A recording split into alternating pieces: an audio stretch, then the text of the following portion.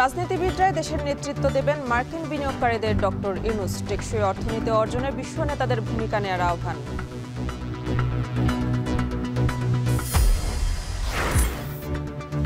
কয়েক সপ্তাহের মধ্যে দেশে ফিরে গণতন্ত্র যাত্রায় নেতৃত্ব দেবেন তারেক রহমান। জিয়ার সমাধিতে ডাক্তার জাহিদ। শিগগিরই চূড়ান্ত হবে দলীয় মনোনয়ন।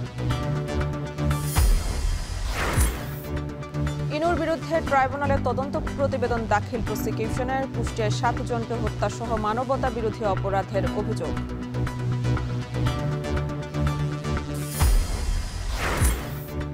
এলপিজির দাম কমলেও সর্বোচ্চ 1600 টাকায় বিক্রি, কাটছে ভোক্তার পকেট। দায় চাপানোর খেলায় সিন্ডিকেটের দৌরাত্ম্য।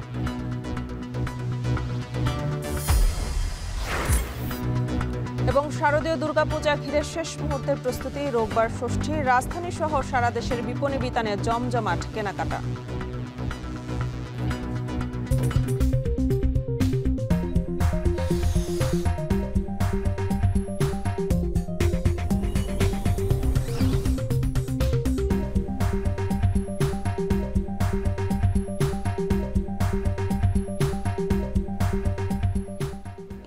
স্বাগত। এখন ঢাকায় পুরো আয়োজন জুড়ে সঙ্গে আছে আমি মেহেরিন অ্যানি। শুরুতে জাতিসংঘের সাধারণ পরিষদের ৮০তম অধিবেশনের খবর।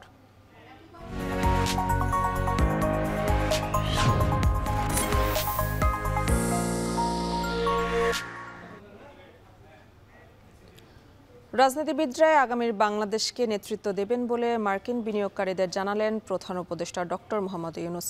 ইউএস বাংলাদেশ বিজনেস কাউন্সিলের সফরসঙ্গী নেতাদেরও পরিচয় করিয়ে দেন তিনি। এছাড়া টেকসই উন্নয়ন লক্ষ্যমাত্রা অর্জনে $4 ট্রিলিয়ন ঘাটতি পূরণে বিশ্ব নেতাদের আরও কার্যকর ভূমিকা নেওয়ার আহ্বান জানান তিনি। এছাড়া বাংলাদেশিদের নিরাপদ অভিবাসন নিশ্চিতে আলোচনা করেছেন ইতালির প্রধানমন্ত্রী জর্জিয়া মেলোনির সঙ্গেও।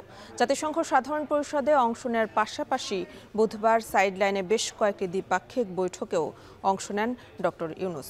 নিউ ইয়র্ক থেকে মাহমুদ রাকিবের প্রতিবেদনে বিস্তারিত।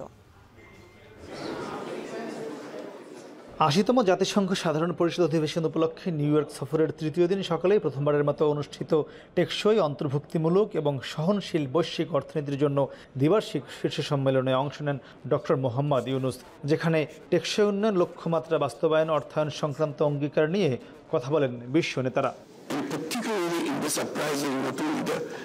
প্রধান উপদেষ্টা তার বক্তব্যে টেকসই উন্নয়ন লক্ষ্যমাত্রা অর্জনে বছরে $4 ট্রিলিয়ন বিনিয়োগ ঘাটতি পূরণ করা চ্যালেঞ্জিং হলেও অত্যন্ত জরুরি বলে মন্তব্য করেন তিনি। এ সময় বাংলাদেশের 13 লাখ রোহিঙ্গার কথা উল্লেখ করে জাতিসংঘের বাজেট কমানো ও উন্নয়ন সহায়তা হ্রাসের সমালোচনা করেন, যা উন্নয়নশীল দেশগুলোর এসডিজি অর্জনে বাধা উল্লেখ করে সমাধানে 5টি পরামর্শ তুলে ধরেন তিনি। SDG financing gap now stands beyond $4 trillion. The LDCs suffer the most as extreme poverty rises with diminishing development assistance, decreasing foreign direct investment, and widening digital divide. এ সময় জাতিসংঘ মহাসচিব বাসযোগ্য আবাস ভূমি গড়তে, জলবায়ু পরিবর্তন বন্ধে সবাইকে ঐক্যবদ্ধভাবে কাজ করতে আহ্বান জানান। A consensus on actions to take on debt with new instruments to reduce borrowing costs and risks, including from climate shocks, and faster support for countries facing illiquidity and debt distress. পরে অধিবেশনের সাইডলাইনে high level বৈঠকে প্রধান উপদেষ্টার সাথে অংশ নেন তার সফর সঙ্গী এনসিপির যুগ্ম সদস্য সচিব ডাক্তার তাসনিম জারা। সেখানে প্রধান উপদেষ্টা বলেন, স্বাস্থ্য খাত লাভজনক না হয়ে পুরোপুরি সেবামূলক খাত হওয়া উচিত। Felt the need, so that's why we've got about 12 million people following us for health information. And it's not entertainment, it's very bland. I'm just speaking to the camera, but people are tuning in to learn about what's happening to their bodies. Half the population is under the age of 26. The bright new young people. So give them any task, anything, any direction, they will take it. So these are the facilities that we have in the context. We can redesign the entire healthcare service. It's not just one or the other, which are important as an experience, but the vision would be to redesign the whole healthcare system. এদিন প্রধান উপদেষ্টা doctor Mohammad ইউনূসের সাথে new ইয়র্কে বৈঠক করেছেন পাকিস্তানের প্রধানমন্ত্রী শেহবাজ শরীফ। এ সময় ডক্টর ইউনূসকে পাকিস্তান সফরের আমন্ত্রণ জানান তিনি। আর ইতালির প্রধানমন্ত্রী নিজ থেকেই আগামী ডিসেম্বরে বাংলাদেশ সফরের আগ্রহ প্রকাশ করেন ডক্টর মোহাম্মদ ইউনূসের কাছে। 4 জন ওয়ার্ল্ড লিডারের সাথে উনি 1-to-1 মিটিং করেছেন। প্রথমে হচ্ছে যে ওনার সাথে ফিনল্যান্ডের প্রেসিডেন্ট আলেকজান্ডার স্টাবের সাথে ওনার মিটিং হয়েছে। তারপরে ইতালিয়ান প্রাইম মিনিস্টার জর্জিয়া মিলোনির সাথে মিটিং হয়েছে। তারপরে পাকিস্তানের প্রাইম মিনিস্টার শাহবাজ শরীফের সাথে মিটিং হয়েছে। এদিন ইউএস বাংলাদেশ বিজনেস কাউন্সিলের উদ্যোগে যুক্তরাষ্ট্রের শীর্ষ ব্যবসায়ীদের সাথে বিএনপি মহাসচিব মির্জা ফখরুল ইসলাম আলমগীর, জামায়াতের নায়েবে আমির ডক্টর আবদুল্লাহ মোহাম্মদ তাহের ও এনসিপি সদস্য সচিব আখতার হোসেন সহ সফর সঙ্গী 6 রাজনীতিবিদকে সাথে নিয়ে বৈঠক করেন প্রধান উপদেষ্টা ডক্টর মোহাম্মদ ইউনূস, যেখানে বাংলাদেশে বিনিয়োগে ব্যবসায়ীদের আমন্ত্রণ জানান তারা। বাংলাদেশের থেকে যে 6 জন যে পলিটিক্যাল লিডার এসছেন প্রফেসর ইউনূসের ইনভাইটেশনে, তারা 6 জনই উপস্থিত ছিলেন এবং তাদের সাথে প্রফেসর ইউনূস ইন্ট্রোডিউস করে দিয়েছেন যে সামনে যখন ফেব্রুয়ারির প্রথমার্ধের পরে যখন ডেমোক্রেটিক ট্রানজিশন হবে, তখন তো পলিটিক্যাল পার্টিগুলোই বাংলাদেশকে তারা গভর্ন করবেন। তো তাদের সাথে একটা এই বিজনেস কমিউনিটির, ইউএসের বিজনেস কমিউনিটির যাতে আরও জানাশোনা হয় সে বিষয়ে উনি আরও ইন্ট্রোডিউস করিয়ে দিয়েছেন এবং তারা আমার জানা মতে যে ওদের নিজেরাও অনেক মিটিং করেছেন তাদের সাথে। প্রধান উপদেষ্টার সব বৈঠকেই অর্থনৈতিক সমস্যার সমাধান, টেকসই উন্নয়ন লক্ষ্যমাত্রা ও রোহিঙ্গা সমস্যার পাশাপাশি গুরুত্ব পেয়েছে আগামী ত্রয়োদশ জাতীয় সংসদ নির্বাচন প্রসঙ্গ। প্রধান উপদেষ্টা ডক্টর মোহাম্মদ ইউনূসের এবারের জাতিসংঘ সফরে সবচেয়ে বেশি গুরুত্ব পাচ্ছে আগামী ফেব্রুয়ারিতে বাংলাদেশের জাতীয় সংসদ নির্বাচন ইস্যুটি, যেখানে তিনি বিশ্বের বিভিন্ন দেশের রাষ্ট্রপ্রধান ও আন্তর্জাতিক সংস্থাগুলোর কাছে বাংলাদেশে আগামী ফেব্রুয়ারিতে একটি অবাধ, সুষ্ঠু ও অংশগ্রহণমূলক নির্বাচনের বার্তা দিচ্ছেন। একই সঙ্গে আগামী 26শে সেপ্টেম্বর তিনি বিশ্ব নেতাদের উদ্দেশ্যে যে ভাষণ দিবেন, সেখানে তার সরকারের গত 14 মাসের বিভিন্ন নেয়া উদ্যোগ ও অর্জনের পাশাপাশি আগামী জাতীয় সংসদ নির্বাচনের বিষয়টি সবচেয়ে বেশি গুরুত্ব পায় বলে নিশ্চিত হওয়া গেছে। মাহমুদ রাকিব, এখন জাতিসংঘ সদর দপ্তর, নিউ ইয়র্ক। দ্রুতই দলীয় মনোনয়ন চূড়ান্ত করবে বিএনপি। সপ্তাহখানেকের মধ্যে দেশে ফিরে শুধু বিএনপি নয়, রাষ্ট্রের গণতান্ত্রিক যাত্রার নেতৃত্ব দেবেন তারেক রহমান। এমন তথ্য জানিয়েছেন বিএনপির স্থায়ী কমিটির সদস্য ডাক্তার AZM জাহিদ হোসেন। বিশ্ব ফার্মাসিস্ট ডে উপলক্ষে জিয়াউর রহমানের সমাধি থেকে র্যালি বের হয়। এর আগে সকালে বিএনপির প্রতিষ্ঠাতা জিয়াউর রহমানের সমাধিতে DFAB-এর সদস্যদের নিয়ে পুষ্পস্তবক অর্পণ করেন দলের সিনিয়র নেতারা। পরে সাংবাদিকদের প্রশ্নের জবাবে ডাক্তার জাহিদ বলেন, 1.5 বছর আগে থেকে নির্বাচনের প্রস্তুতি নিচ্ছে বিএনপি, তবে এখন পর্যন্ত মনোনয়নের বিষয়ে কাউকে সবুজ সংকেত দেওয়া হয়নি। এ সময় তিনি আরও বলেন, শিগগিরই দলীয় মনোনয়ন চূড়ান্ত করা হবে। নিউ ইয়র্কের রাজনৈতিক নেতাদের উপর হামলার ঘটনায় আওয়ামী লীগের প্রতিহিংসার রাজনীতির বহিঃপ্রকাশ বলেও মন্তব্য করেন তিনি।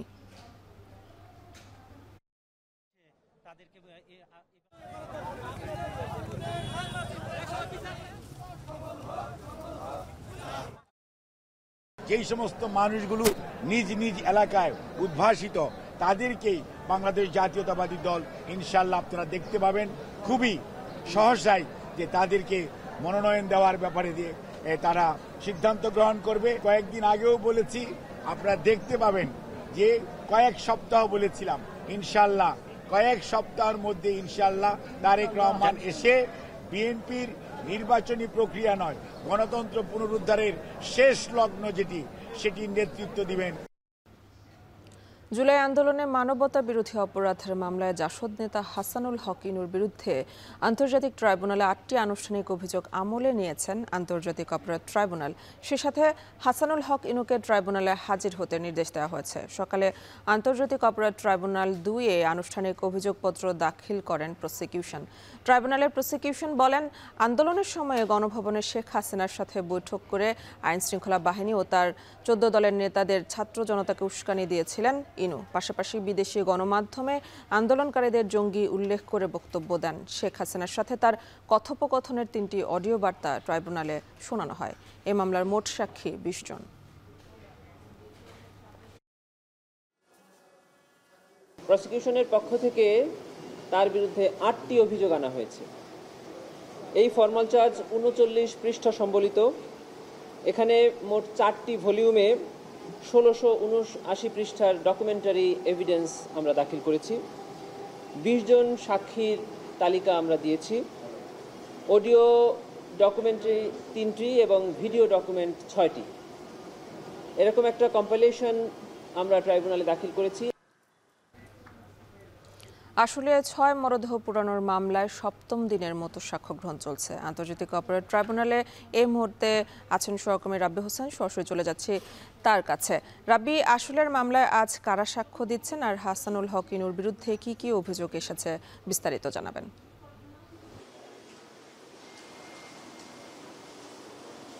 প্রথমে যদি হাসানুল হক ইনুর বিষয়টি বলি যে জুলাই আগস্টের মানবতা বিরোধী অপরাধের মামলায় জাসদ নেতা হাসানুল হক ইনুর বিরুদ্ধে 8টি আনুষ্ঠানিক অভিযোগ আমলে নিয়েছেন আন্তর্জাতিক অপরাধ ট্রাইব্যুনাল এবং আজকে সকালেই মূলত তারা এই 8টি আলাদাভাবে পৃথক যে তদন্ত প্রতিবেদন সেটি ট্রাইব্যুনালের প্রসিকিউশন ট্রাইব্যুনালকে জমা দিয়েছেন। সেখানে বলা হয়েছে যে জুলাই আগস্টের আন্দোলন চলাকালীন সময়ে সাবেক প্রধানমন্ত্রী শেখ হাসিনার সঙ্গে গণভবনে বৈঠক করে জাসদ নেতাসহ 14 দলের নেতাদেরকে উস্কে দিয়েছিলেন। পাশাপাশি এই যে আইন শৃঙ্খলা রক্ষাকারী বাহিনীকে আন্দোলন দমনে যে সিদ্ধান্ত এসেছিল গণভবন থেকে, সেই সিদ্ধান্তে হাসানুল হক ইনুও একমত ছিলেন এবং তিনিও আসলে নির্দেশনা দিয়েছিলেন যে ছাত্র জনতাকে গুলি করে নির্বিচারে হত্যা করার এই অভিযোগটি আনা হয়েছে। পাশাপাশি তিনি আন্দোলন চলাকালীন সময়ে বিভিন্ন সময় গণমাধ্যমে তিনি বক্তব্য দিয়েছিলেন যে এই আন্দোলন করছে জঙ্গিরা। এইরকম একটি ট্যাগ দেওয়া হয়েছিল। বিএনপি জামায়াতের সংশ্লিষ্টতা রয়েছে, আন্দোলন ছাত্র জনতার নয়, এই আন্দোলন সরকার পতনের আন্দোলন। এই বিষয় নিয়ে তিনি আসলে বিভিন্ন সময় বক্তব্য দিয়ে একটি ন্যারেটিভ তৈরি করার চেষ্টা করেছিলেন। এরকম কথা ট্রাইব্যুনালকে আজকে প্রসিকিউশন জানিয়েছে এবং এরকম আরেকটি অভিযোগ আনা হয়েছে। পাশাপাশি তার যিনি যেই জন্মস্থান অর্থাৎ কুষ্টিয়াতে, সেখানেও এই যে মানবতা বিরোধী অপরাধের অভিযোগ রয়েছে, সেই বিষয়গুলো আজকে এই যে আনুষ্ঠানিক অভিযোগ সেখানে উঠে এসেছে। কারণ তিনি নির্দেশনা দিয়েছিলেন তার যেই দলীয় অর্থাৎ আওয়ামী লীগের সাথে তার যেই এই সম্পর্ক ছিল, বিশেষ করে তিনি 14 দলের যিনি জোটের অন্যতম শরিক দল যে জাসদ, তাকে আওয়ামী লীগের সঙ্গে সবসময় সমর্থন দিয়ে আসছিলেন এই আন্দোলন দমনে, এই বিষয়গুলো উঠে এসেছে। এবং পাশাপাশি আজকে ট্রাইব্যুনালে শেখ হাসিনার সঙ্গে হাসানুল হক ইনুর যে অডিও যে বার্তা রয়েছে কথোপকথন, সেই বিষয়গুলো সেই 3টি অডিও বার্তা আজকে ট্রাইব্যুনালে শোনানো হয়। সেখানে শুনতে পেরেছিলাম আমরা যে হাসানুল হক ইনু শেখ হাসিনাকে বলছেন যে আন্দোলন দমনে আরও কঠোর হতে, বিশেষ করে সেনাবাহিনীকে মাঠে নামানো থেকে শুরু করে নির্বিচারে গুলি করা, এই বিষয়গুলো শেখ হাসিনা নির্দেশ দিয়েছিলেন। হাসানুল হক ইনুও সেখানে সমর্থন জানিয়েছিলেন। এই বিষয়গুলো আনুষ্ঠানিক অভিযোগে আনা হয়েছে। এই ছিল আমার কাছে আন্তর্জাতিক অপরাধ ট্রাইব্যুনাল থেকে সবশেষ খবর। আন্তর্জাতিক অপরাধ ট্রাইব্যুনাল থেকে যুক্ত ছিলেন রাব্বি হোসেন। চট্টগ্রাম ভিত্তিক ব্যবসায়ী গোষ্ঠী এস আলম গ্রুপের কর্ণধার মোহাম্মদ সাইফুল আলম এবং তার 2 ভাইয়ের বিরুদ্ধে ইন্টারপোলের রেড নোটিশ জারি করতে নির্দেশ দিয়েছেন আদালত। বৃহস্পতিবার দুদকের আবেদনের পরিপ্রেক্ষিতে ঢাকা মহানগর দায়রা জজ আদালতের বিচারক সাব্বির ফয়েজ এ আদেশ দেন। আবেদনে বলা হয়, দুর্নীতি, অর্থ আত্মসাৎ, মানি লন্ডারিংয়ের বেশ কয়েকটি অভিযোগে তাদের বিরুদ্ধে দুদকের তদন্ত চলছে। ইতিমধ্যে তারা দেশ ত্যাগ করেছেন, তাই তাদের গ্রেফতার করতে ইন্টারপোলের মাধ্যমে রেড নোটিশ জারির নির্দেশনা প্রয়োজন।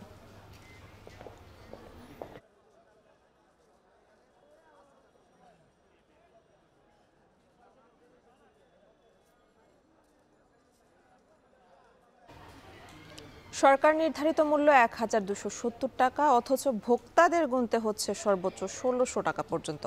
রাজধানীর এলপিজির বাজারে চলছে এমনই তুখলকি কাণ্ড। খুচরা দোকানিরা দায় দিচ্ছেন ডিলারদের, আর ডিলাররা দোষ দিচ্ছেন দোকানিদের ঘাড়ে। দোষের উপরে খেলায় নাকাল সাধারণ মানুষ। বাজার বিশেষজ্ঞরা বলছেন, মাঠ পর্যায়ে কড়াকড়ি আর পরিবেশকদের লাগাম টেনে ধরলেই থামানো যাবে সিন্ডিকেটের এই দৌরাত্ম্য। বিস্তারিত আতিক মেজবা লগ্নের প্রতিবেদনে। গ্যাস কত করে বেচতেছেন এটা?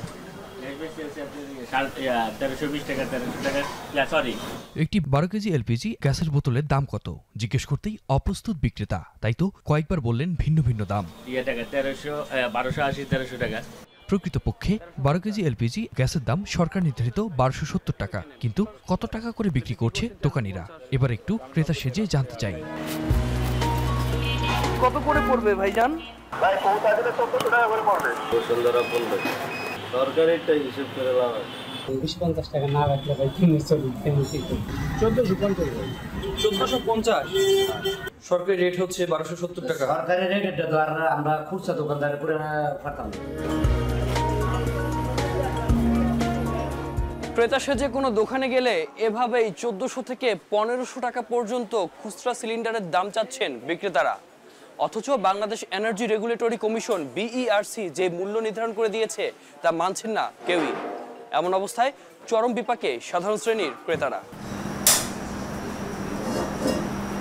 রাজধানীর বাসাবো এলাকার শামসুন্নাহার বেগমের বাড়িতে নেই গ্যাস সংযোগ, নির্ভর করতে হয় এলপিজি সিলিন্ডারের উপর। 4 সদস্যের ছোট্ট পরিবারের জন্য মাসে ন্যূনতম 2টি সিলিন্ডার প্রয়োজন হয় তার। খরচ বাঁচাতে হালকা আঁচে রান্না করেন তিনি। স্বাভাবিকের চেয়ে একটু বেশি দাম না, এটা আসলে অনেক ভোগান্তি হচ্ছে আমাদের। নর্মালি 2টা সিলিন্ডার, 2টার বেশিও লাগে অনেক সময়।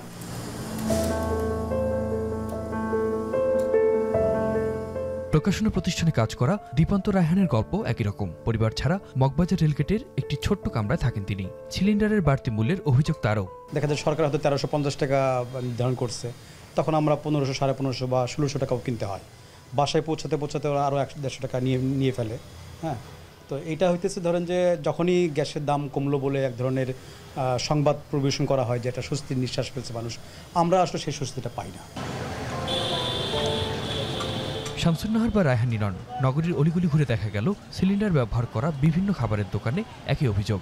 সরকার নির্ধারিত দাম মানছেন না খুচরা ব্যবসায়ীরা। আমাদের 12 কেজি গ্যাস পড়ছে আপনার 1500 টাকা, আর 36 কেজিটা হচ্ছে 4250 টাকা পড়ছে। এই যে অতিরিক্ত টাকা নিচ্ছে 1270 টাকা নির্ধারিত আছে, আপনারা বলেন না কখনো? না, আমাদেরকে বলে নাই যে 1270 টাকা নির্ধারিত করছে। গ্যাস কিনতে গেলে 12 কেজি সিন্ডিকেট হলো আপনার কোনো দোকানে 1600 টাকা নেয়, কোনো দোকানে 1700 টাকা নেয়। মানে অ্যাকুরেট রেট এখানে কোথাও পাওয়া যায় না।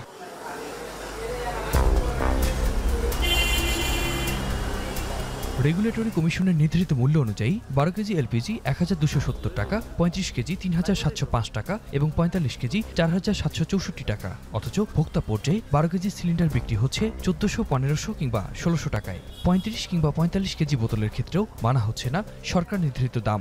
সার্ভিস চার্জ দিতে হয়, তারপর ওরা মাল নেওয়া আনা করে যে গাড়ি দিয়া, এই মালটা ওরা দাম বেশি নেয় আর কি। বোতল ডাইনা দেয় আর আবার 50 টাকা দিতে হয়, আবার ওই গাড়ি ভাড়া আছে, আবার এই দোকানে এরা বিভিন্ন উদাহরণ আর কি দেয় এইভাবে আর কি।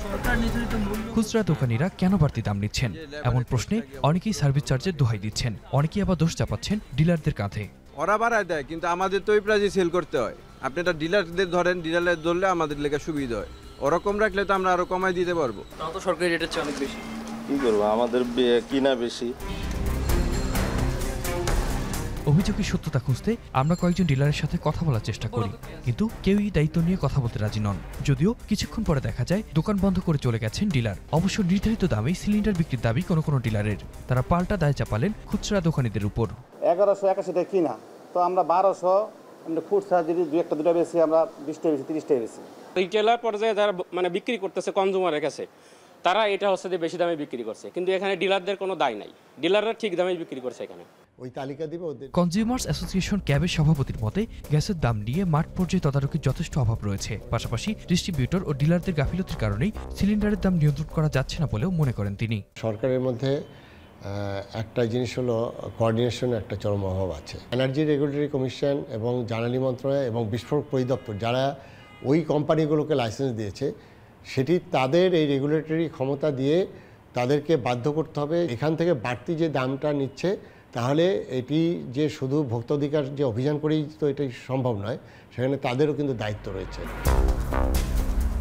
এ বিষয়ে এনার্জি রেগুলেটরি কমিশনের দায়িত্বপ্রাপ্তরা ক্যামেরার সামনে কথা বলতে রাজি হননি।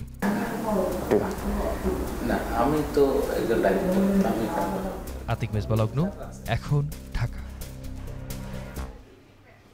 আর কদিন পরেই শুরু হচ্ছে দুর্গাপূজার আনুষ্ঠানিকতা। এরই মধ্যে নানা রঙে বর্ণিল হয়ে উঠেছে মন্দির মণ্ডপ। অন্যদিকে পূজাকে কেন্দ্র করে বাজারে বেড়েছে ক্রেতাদের ভিড়।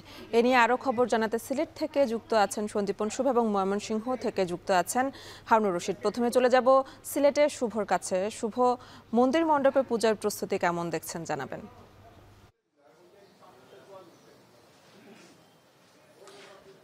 এনি সব কিছুর আগে আমি আপনাকে শারদীয় দুর্গোৎসবের অগ্রিম শুভেচ্ছা জানাতে চাই। এবং আপনি জানেন যে আর মাত্র কদিন বাদেই কিন্তু অর্থাৎ 26 সেপ্টেম্বর কিন্তু মহাষষ্ঠীর মাধ্যমে মায়ের বোধন অনুষ্ঠান হবে।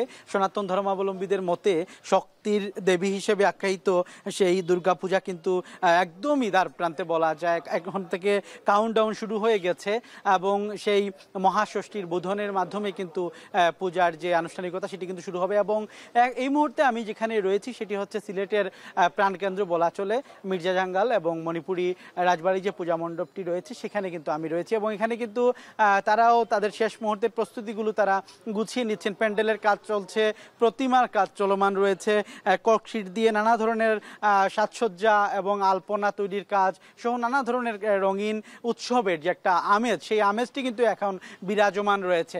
এ নিয়ে আপনাকে জানিয়ে রাখতে চাই এই মুহূর্তে আমাদের কাছে যে আপডেট তথ্য রয়েছে সেটি হচ্ছে যে সিলেট জেলায় প্রায় 6 শতাধিক এবার পূজা মণ্ডপ রয়েছে এবং সম্পূর্ণ পূজা মণ্ডপে ত্রিস্তরের নিরাপত্তা ব্যবস্থা বিধান করেছে সিলেট জেলা পুলিশ এবং মহানগরের জন্য মেট্রোপলিটন পুলিশও তারা কাজ করছেন এবং এক থেকে একাধিকবার কিন্তু মিটিংও হয়েছে যাতে এটিকে সার্বিকভাবে নিরাপত্তা বিধান করা যায়, কঠোরভাবে আইন শৃঙ্খলা পরিস্থিতি নিয়ন্ত্রণ করা যায়। এর পাশাপাশি আমরা পূজা মণ্ডপ ঘুরে যেমনটি দেখেছি তারাও কিন্তু বিপুল উৎসাহ উদ্দীপনার মধ্য দিয়ে দুর্গা দেবীকে আহ্বান করছেন এবং এবছর একটি বিশেষ তথ্য জানিয়ে রাখতে চাই, এবছর কিন্তু পঞ্জিকা অনুসারে এই বছর দেবীর গজে আগমন এবং দুলায় গমন অর্থাৎ শস্যপূর্ণা পৃথিবীতে যে একটা সম্ভাবনা রয়েছে এবং পঞ্জিকা মতে বা সনাতনীদের বিশ্বাস মতে দুলায় গমন অর্থাৎ মরক বা মৃত্যুর যে একটা মিছিল সেটি কিন্তু দীর্ঘায়িত হওয়ার সম্ভাবনা বা আশঙ্কা রয়েছে।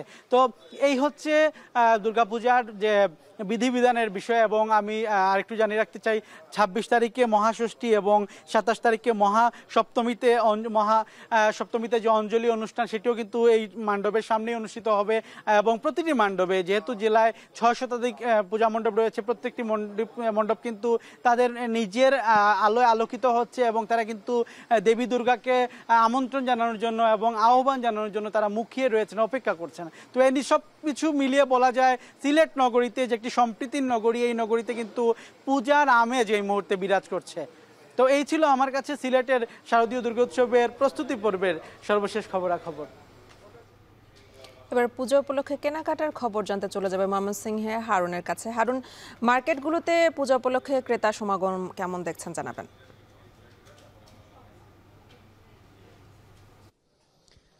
মার্কেটগুলোতে পূজা উপলক্ষে কেনাকাটার জন্য কিন্তু ভিড় বাড়ছে। বিশেষ করে দুপুরের পর থেকে রাত পর্যন্ত প্রচুর ক্রেতা দর্শনার্থী আসেন এই বিপণী বিতানগুলোতে এবং তাদের যে পছন্দের পোশাক সেই পোশাকগুলো তারা কিন্তু নিয়ে যান। বিশেষ করে যে কোনো উৎসবকেই বর্ণিল করতে নতুন পোশাকের আসলে বিকল্প কিছু থাকে না এবং পোশাক উৎসবকে রঙিন এবং বর্ণিল করার জন্য সেই নতুন পোশাক কেনার যে আগ্রহ সেটি কিন্তু সবারই থাকে এবং এর ধারাবাহিকতায় কিন্তু ময়মনসিংহ নগরীর যে বিপণী বিতানগুলো রয়েছে, পোশাকের শোরুমগুলো রয়েছে, সবগুলো শোরুমেই কিন্তু ভিড় বাড়ছে এবং এটি বেলা বাড়ার সাথে সাথে কিন্তু এর সংখ্যাও কিন্তু বাড়ছে, মানুষজন আসছেন। এবং আরেকটি বিষয় উল্লেখযোগ্য যে এই পূজাকে কেন্দ্র করে কিন্তু ময়মনসিংহ নগরীর যে বিপণী বিতান বা পোশাকের শোরুমগুলো রয়েছে সবগুলো শোরুমেই কিন্তু বিপুল আকারের ছাড় দেয়া হচ্ছে, অর্থাৎ ছাড়ের ছড়াছড়ি বলা যায়। 50% শতকরা 50% থেকে 70% পর্যন্ত ছাড় দেওয়া হয়েছে বলে আমরা জানতে পেরেছি এবং আমরা নগরীর বিভিন্ন এলাকা, বিশেষ করে নতুন বাজার এলাকা, গাঙ্গিনারপাড় এলাকা, রামবাবু রোড, চরপাড়া সহ যে এলাকাগুলোতে বিশেষ করে শোরুম রয়েছে তৈরি পোশাকের, সবগুলোতেই দেখেছি যে মানুষদের আনাগোনাও বেড়েছে, ভিড়ও বেড়েছে এবং সেই ছাড়ের পরিমাণও কিন্তু বেড়েছে। সবগুলো পোশাকের যে শোরুম রয়েছে সেই শোরুমগুলোতে কিন্তু ব্যাপক ছাড় দেয়া হচ্ছে এবং যার কারণে সব ধরনের ক্রেতারাই কিন্তু আসছেন তাদের পছন্দের যে পোশাক সেই পোশাকগুলো কেনার জন্য। এবং আমরা বিক্রেতাদের সাথে কথা বলেছিলাম, তারাও যেটি বলেছেন যে এই ছাড়ের কারণে বিশেষ করে উৎসবকে কেন্দ্র করে কিন্তু ভিড় বেড়েছে, মানুষজন আসছেন, এসে তাদের যে পছন্দের পোশাক সেগুলো কিন্তু তারা কিনে নিয়ে যাচ্ছেন এবং এখানে বিশেষ করে এই ছাড়ের কারণে কিন্তু ক্রেতার সংখ্যা বেশ বেড়েছে অন্যান্য সময়ের তুলনায় এবং যারা ক্রেতা রয়েছেন তারা যেটি বলেছেন যে এই ছাড় দেওয়ার কারণে কিন্তু তারা তাদের পছন্দের পোশাক কিছুটা কম দামে কিনতে পারছেন, যার কারণে কিন্তু তারা এখানে এসেছেন। এবং এই ময়মনসিংহ নগরীর যে বিপণী বিতানগুলো যে সমস্ত এলাকায় রয়েছে সেই এলাকাগুলোতে কিন্তু নিরাপত্তা ব্যবস্থাও জোরদার করা হয়েছে, অর্থাৎ আইন শৃঙ্খলা বাহিনীর নজরদারিতে রাখা হয়েছে যেন সাধারণ মানুষ তাদের যে কেনাকাটা এগুলো নির্বিঘ্নে করতে পারেন, কোনো ধরনের সমস্যায় যেন পড়তে না হয়। তো সব মিলিয়ে কিন্তু আমরা বলতে পারি যে পূজার দিন যতই ঘনিয়ে আসছে বেচাকেনাও কিন্তু ততই বাড়ছে। তো এই ছিল আমার কাছে ময়মনসিংহ থেকে সর্বশেষ।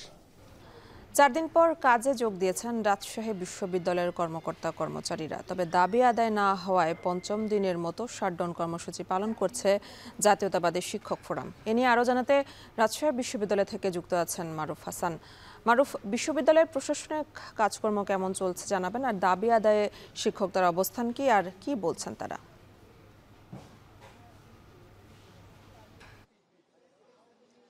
সকাল থেকে রাজশাহী বিশ্ববিদ্যালয়ের ক্যাম্পাসে আমরা দেখতে পাচ্ছি যে এখানে কর্মকর্তা কর্মচারী যারা আছেন তারা তাদের কর্মক্ষেত্রে কিন্তু ফিরেছেন এবং সকাল থেকেই তাদের যে কর্মব্যস্ততা বিশ্ববিদ্যালয় প্রশাসনিক দপ্তরে এবং বিশ্ববিদ্যালয় পরিবহন দপ্তরে সহ অন্যান্য যে জায়গাগুলোতে আছে যেখানে কর্মকর্তা কর্মচারীরা কাজ করে সেই জায়গাগুলোতে কিন্তু তারা তাদের কার্যক্রম কিন্তু শুরু করে দিয়েছেন। কিন্তু বিশ্ববিদ্যালয়ের জাতীয়তাবাদী শিক্ষক ফোরামের যারা শিক্ষক বিন্দু আছেন তারা কিন্তু এখন পর্যন্ত বিশ্ববিদ্যালয়ের যে পূর্ণাঙ্গ শাটডাউন কর্মসূচি সেটি কিন্তু চলমান রেখেছে। এখন পর্যন্ত কিন্তু তারা বিশ্ববিদ্যালয়ের যে শ্রেণীকক্ষে তারা কিন্তু ফেরেননি এবং পাশাপাশি ক্লাস এবং পরীক্ষা সব কিছু কিন্তু বন্ধ আছে এবং অন্যান্য যেসব শিক্ষক আছেন তারাও কিন্তু এই ক্লাস পরীক্ষা থেকে নিজেদেরকে দূরে রেখেছেন এবং যদিও তারা বিশ্ববিদ্যালয়ের শাটডাউন কর্মসূচির অন্তর্ভুক্ত না এবং তারা এর আগে জাতীয়তাবাদী শিক্ষক যারা ছিলেন তারা কিন্তু তাদের কর্মসূচি চালিয়ে যাওয়ার ঘোষণাও কিন্তু দিয়েছেন।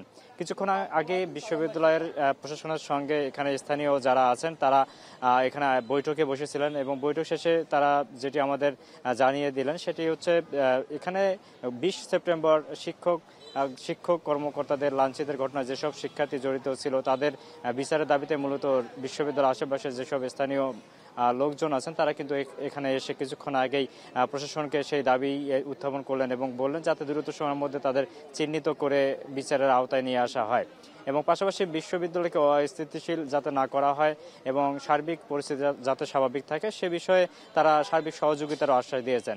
এবং আরেকটি তথ্য আপনাকে জানিয়ে রাখি যে কিছুক্ষণ আগেই উপাচার্যের সঙ্গে এখানে জাতীয়তাবাদী শিক্ষক ফোরামের একটি বৈঠক শুরু হয়েছে। সেই বৈঠক শেষেই মূলত জানা যাবে বিশ্ববিদ্যালয়ে আগামী কর্মসূচি শিক্ষকদের কি হবে, আগামীতে তারা এই শাটডাউন কর্মসূচি চালিয়ে যাবেন কিনা বা নতুন কোনো কর্মসূচি ঘোষণা দেবেন কিনা এটি কিন্তু আমরা কিছুক্ষণের মধ্যেই জানতে পারবো।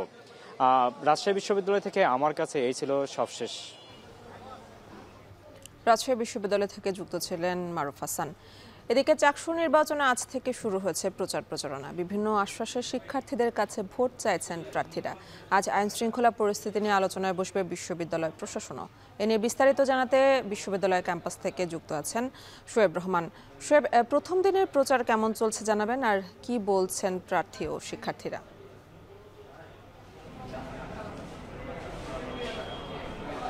এনি সকাল থেকেই যারা প্রার্থী রয়েছেন ক্যাম্পাসের বিভিন্ন স্থানে তারা ঘুরছেন এবং ভোটার যাদের সাথে দেখা হচ্ছে তাদের কাছে ভোট ও সমর্থন প্রত্যাশা করছেন। যেহেতু আজ প্রচারণার প্রথম দিন সেই ক্ষেত্রে একই সাথে আজকের পর থেকেই কিন্তু বিশ্ববিদ্যালয়ের ক্লাস পরীক্ষা দুর্গাপূজার কারণে বন্ধ হয়ে যাচ্ছে, যে কারণে শিক্ষার্থীদের উপস্থিতি কিন্তু খুবই কম। কিন্তু তারপরেও সীমিত সংখ্যক যে সকল শিক্ষার্থীরা এসেছেন তাদের কাছে প্যানেলগুলো তাদের যে ইশতেহার বা তাদের যে প্রতিশ্রুতি সেগুলো তারা তুলে ধরছেন এবং একই সাথে তাদের কিন্তু ভোট এবং সমর্থন প্রত্যাশা করছেন। এবং আমরা দেখেছি যে বিভিন্ন জায়গাতে একাধিক প্রার্থীর দেখা হয়ে যাচ্ছে এবং তারা কিন্তু নিজেরা কিন্তু একে অপরের কুশল বিনিময় করছেন এবং একে অপরের দোয়া চাইছেন, দোয়া কামনা করছেন। অর্থাৎ এটি প্রথম দিনের যেই প্রচারণার যে আবহ সেটি অনেকটা খুব সুন্দর একটি পরিবেশে প্রচারণা চলছেই কিন্তু আমরা বলতে পারি। এবং দিনের শুরুতে ছাত্রদল মনোনীত যে প্যানেল রয়েছে তারা প্রচারণা শুরু করে বিশ্ববিদ্যালয় সমাজবিজ্ঞানের অনুষদের যে ঝুপড়ি রয়েছে সেই ঝুপড়ি থেকে এবং এরপর ছাত্র শিবির সমর্থিত যে প্যানেল সম্প্রীতির শিক্ষার্থী জোট তারা বিবিএ অনুষদে তাদের প্রচারণা চালায় এবং এরপর আমরা দেখতে পেয়েছি এখানে অহিংস শিক্ষার্থীর প্যানেল যেটি রয়েছে তারা এখানে তাদের প্রচারণা চালাচ্ছেন এবং একই সাথে আরও বেশ কয়েকটি প্যানেল এবং স্বতন্ত্র প্রার্থীরাও কিন্তু তাদের প্রচারণা কার্যক্রম শুরু করেছেন। এবং এর পাশাপাশি যদি বলি যে আজকে চূড়ান্ত প্রার্থী তালিকা প্রকাশ করা হয়েছে এবং সেই চূড়ান্ত প্রার্থী তালিকায় কিন্তু যারা প্রার্থী রয়েছেন তাদেরকে একটি খসড়া ব্যালট নম্বরও প্রদান করা হয়েছে এবং নির্বাচন কমিশন থেকে বলা হয়েছে আজকে যদি কোনো শিক্ষার্থী বা কোনো প্রার্থীর বিরুদ্ধে কোনো অভিযোগ না আসে কিংবা আপত্তি না আসে সেক্ষেত্রে খসড়া যে ব্যালট নম্বর প্রদান করা হয়েছে সেটি চূড়ান্ত ব্যালট নাম্বার হিসেবে গণিত পরিগণিত হবে এবং সেটি নিয়ে কিন্তু প্রার্থীরা তাদের প্রচারণা চালাতে পারবেন। এবং সেই জায়গা থেকে আমরা দেখেছি যে কেন্দ্রীয় সংসদে 415 জন প্রার্থীর চূড়ান্ত তালিকা আজ প্রকাশ করা হয়েছে। পাশাপাশি হল সংসদে যারা নির্বাচন করতে চাইছেন তাদের প্রার্থী তালিকাও কিন্তু আজকে প্রকাশ করা হবে। এর বাইরে আজকে চট্টগ্রাম বিশ্ববিদ্যালয় প্রশাসন এবং সেই সাথে নির্বাচন কমিশনের সাথে একটি বৈঠক রয়েছে আইন শৃঙ্খলা বাহিনী এবং স্থানীয় প্রশাসনে। সেখানে নির্বাচনের সময়টাতে এবং প্রচারণার সময়টাতে প্রার্থী এবং সাধারণ ভোটারদের কীভাবে নিরাপত্তা নিশ্চিত করা হবে, কেমন পরিমাণ আইন শৃঙ্খলার বাহিনী নিয়োজিত থাকবেন এবং কোথায় কোথায় কীভাবে আইন শৃঙ্খলা পরিকল্পনা সাজানো হবে সেই বিষয়গুলো নিয়ে কিন্তু বিস্তারিত বৈঠক হবে। এবং সেই বৈঠকটি 11:30 শেষ হয়েছে। সেটি শেষে সেখানে কী ধরনের সিদ্ধান্ত হলো সেই বিষয়টি আপনার মাধ্যমে আমরা দর্শকদের জানিয়ে দিতে পারবো। বৈদ্যুতিক মিটার চুরির পর রেখে যাওয়া হচ্ছে মোবাইল নম্বর। সেই নম্বরে যোগাযোগ করলে দাবি করা হচ্ছে টাকা। মোবাইলের মাধ্যমে টাকা পাঠালে ফেরত দিচ্ছে চুরি যাওয়া মিটার। এমন অভিনব কায়দায় টাকা হাতিয়ে নিচ্ছে একটি চক্র। শুধু চুয়াডাঙ্গার কয়েকটি এলাকা থেকে গেল 10 দিনে চুরি হয়েছে 75টি মিটার। এ ঘটনায় পল্লী বিদ্যুৎ সমিতিতে অভিযোগ জমার পাশাপাশি করা হয়েছে জিডিও। তবু এখনও ধরাছোঁয়ার বাইরে অপরাধীরা। চুয়াডাঙ্গা থেকে অনেক চক্রবর্তী তথ্য ছবিতে বিস্তারিত। গেল সপ্তাহে কয়েক রাতের ব্যবধানে চুয়াডাঙ্গার হাতিকাটা, আলুকদিয়া, ভালাইপুর ও গোকুলখালী এলাকা থেকে প্রায় অর্ধশত 3 ফেজ বৈদ্যুতিক মিটার চুরি হয়েছে। বৈদ্যুতিক খুঁটি থেকে মিটার চুরির পর সেখানে ঝুলিয়ে দেওয়া হচ্ছে মোবাইল নম্বর। সেই নম্বরে যোগাযোগ করা হলে চাওয়া হচ্ছে টাকা। টাকা দিলে ঘণ্টাখানেকের ভিতরেই মিলছে চুরি যাওয়া মিটার। 5,000 থেকে 15,000 টাকা পর্যন্ত হাতিয়ে নিয়ে চুরির মিটার ফেরত দিচ্ছে চোর চক্রের সদস্যরা। অনেক ভুক্তভোগী মোবাইল ব্যাংকিংয়ের মাধ্যমে টাকা দিয়ে ফিরে পেয়েছেন নিজের চুরি হওয়া মিটার। অনেকে আবার টাকা দিয়ে রয়েছেন অপেক্ষায়। কাগজের নাম্বারটাই ফোন দিই, তখন চোর বলে যে আপনার এখানে সিরিয়াল নাম্বার কত আছে।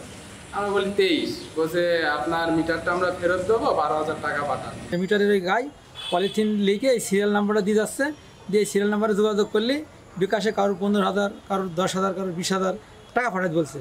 অবাক কাণ্ড, একই নাম্বার থেকে এখনও বিভিন্ন ব্যবসায়ীর কাছে মিটার ফিরিয়ে দেওয়ার জন্য ফোন করছেন চোর চক্রের সক্রিয় সদস্যরা।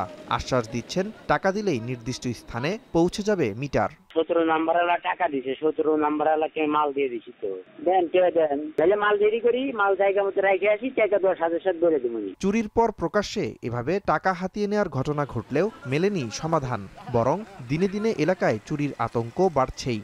অনেকেই রাত জেগে দিচ্ছেন মিটার পাহারা।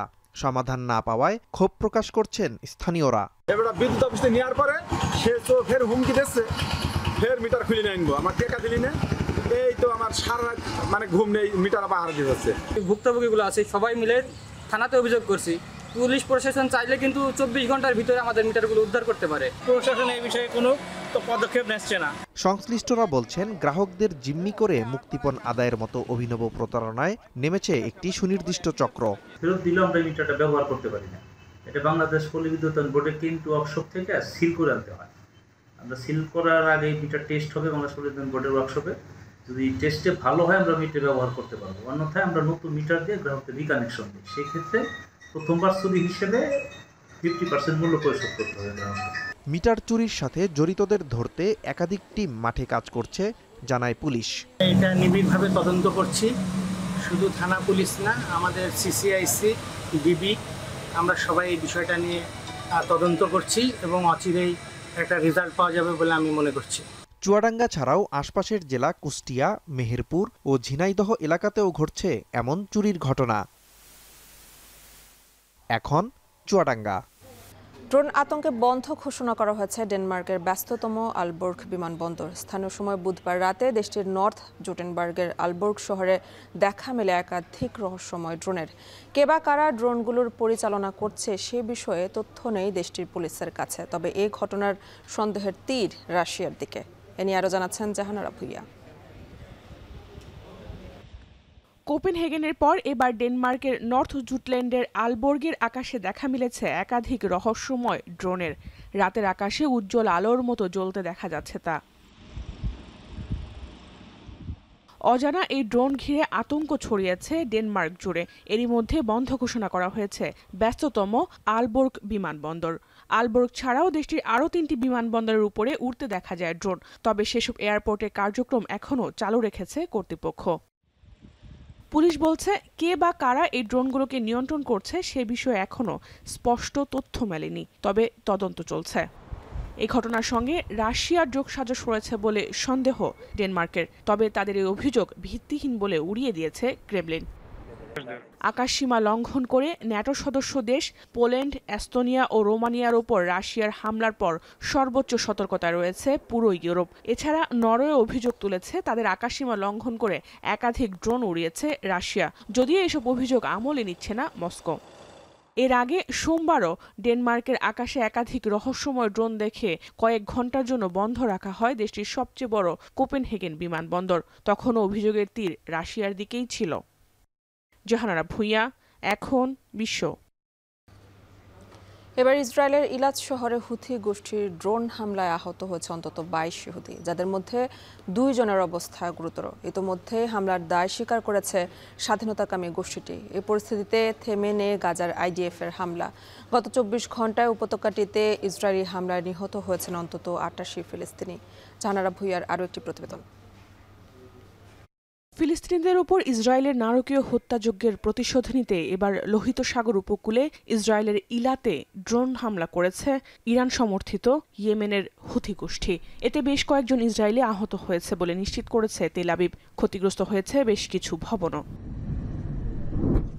ইসরায়েলের এই হামলার দায় স্বীকার করেছে হুথি মুখপাত্র ব্রিগেডিয়ার জেনারেল ইয়াহিয়া সারি। তিনি জানান, ইসরায়েলকে লক্ষ্য করে একাধিক ড্রোন দিয়ে সফল অভিযান চালায় তারা। نفذ سلاح الجو المسير في القوات المسلحة اليمنية عملية عسكرية نوعية، وذلك بطائرتين مسيرتين استهدفتا هدفين للعدو الإسرائيلي في منطقة أم الرشراش। ফিলিস্তিনকে রাষ্ট্র হিসেবে স্বীকৃতি দেওয়া দেশগুলোর প্রশংসায় যখন পুরো বিশ্ব পঞ্চমুখ, তখন জাতিসংঘে তাদের নিন্দা জানানোর কথা বললেন ইসরায়েলি প্রধানমন্ত্রী বেনিয়ামিন নেতানিয়াহু। স্থানীয় সময় বুধবার রাতে নিউ ইয়র্কের উদ্দেশ্যে রওনা দেওয়ার সময় কথা বলেন তিনি। יוצא עכשיו עם רעייתי לעצרת האו"ם ולוושינגטון.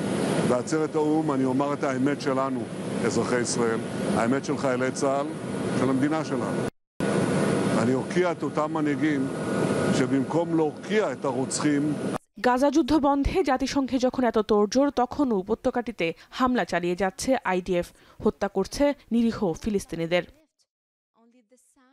এদিকে গাজার উদ্দেশ্যে রওনা দেওয়া ত্রাণবাহী জাহাজ ফ্রিডম ফ্লোটিলার বহরকে নিরাপত্তা দিতে যুদ্ধ জাহাজ পাঠানোর ঘোষণা দিয়েছে ইউরোপের 2 দেশ, Italy O Spain. Adesso, ministro Tajani, che è qui, se volete eventualmente altri approfondimenti, sta lavorando a un'altra proposta di mediazione, che è consegnare questi aiuti a Cipro. এই পরিস্থিতিতে ফ্রিডম ফ্লোটিলার বহরকে পার্শ্ববর্তী কোনো দেশে নোঙর করার নির্দেশ দিয়েছে ইসরায়েল। অন্যথায় কঠিন পরিণতির হুঁশিয়ারি তেল আবিবের। জাহানারা ভুঁইয়া, এখন বিশ্ব। ইসরায়েলের প্রধানমন্ত্রী বেনিয়ামিন নেতানিয়াহুকে পশ্চিম তীর দখল করতে দেওয়া হবে না বলে আরব ও মুসলিম নেতাদের প্রতিশ্রুতি দিয়েছেন মার্কিন প্রেসিডেন্ট ডোনাল্ড ট্রাম্প। মঙ্গলবার এক বৈঠকে প্রেসিডেন্ট ডোনাল্ড ট্রাম্প এই প্রতিশ্রুতি দিয়েছেন বলে প্রতিবেদন প্রকাশ করেছে মার্কিন সংবাদ মাধ্যম পলিটিকো। 2 সূত্রের বরাতে প্রতিবেদনে আরও বলা হয়, হামাস নয়, ফিলিস্তিনি কর্তৃপক্ষ দ্বারা পশ্চিম তীরের শাসন নিশ্চিত করা হবে বলেও জানিয়েছেন ট্রাম্প। এছাড়া গাজায় যুদ্ধ বন্ধের পরিকল্পনা উপস্থাপন করেছেন মার্কিন প্রেসিডেন্ট, যেখানে যুদ্ধবিরতি, জিম্মিদের মুক্তি এবং হামাসবিহীন একটি নতুন শাসন ব্যবস্থা প্রতিষ্ঠার রূপরেখা তুলে ধরলেও ঠিক কবে নাগাদ ইসরায়েলি আগ্রাসন থামতে পারে তার কোনো ইঙ্গিত মেলেনি।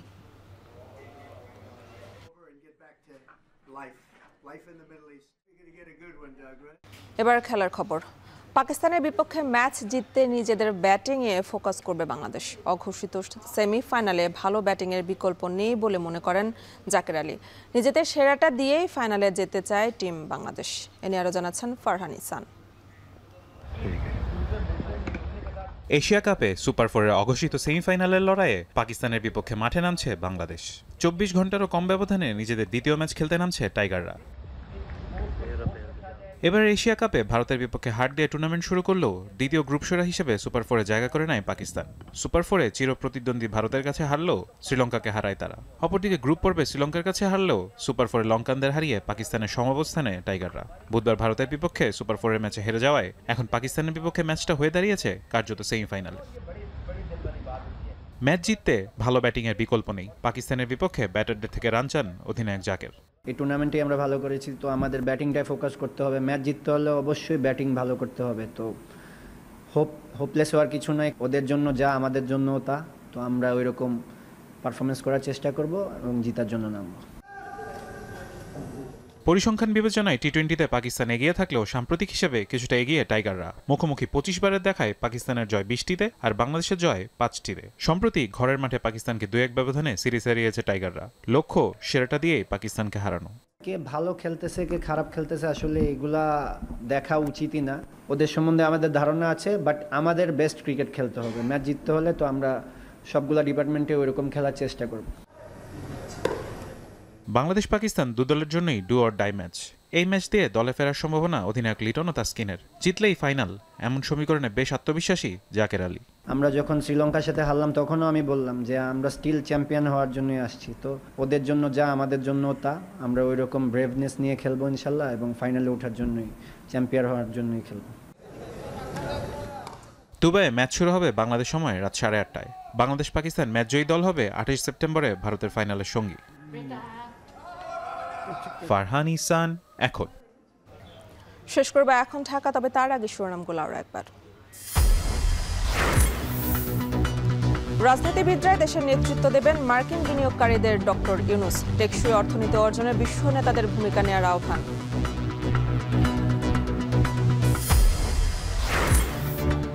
কয়েক সপ্তাহের মধ্যে দেশে ফিরে গণতন্ত্র যাত্রায় নেতৃত্ব দেবেন তারেক রহমান। জিয়ার সমাধিতে ডাক্তার জাহিদ, শিগগিরই চূড়ান্ত হবে দলীয় মনোনয়ন।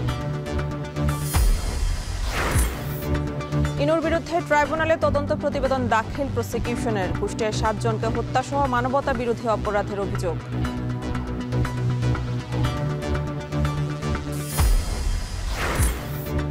এলপিজির দাম কমলেও সর্বোচ্চ 1600 টাকায় বিক্রি, কাটছে ভোক্তার পকেট। দায় চাপানোর খেলায় সিন্ডিকেটের দৌরাত্ম্য।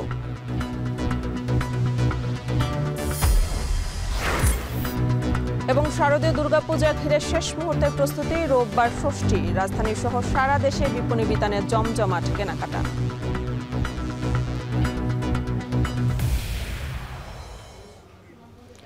শেষ করছি এখন ঢাকা। এখন টেলিভিশন ওয়েবসাইটে দেখতে ভিজিট করুন www.এখন.tv। এছাড়া ফেসবুকে দেখতে ভিজিট করুন facebook.com/tv.এখন এবং ইউটিউবে দেখতে ভিজিট করুন youtube.com/c/এখন tv।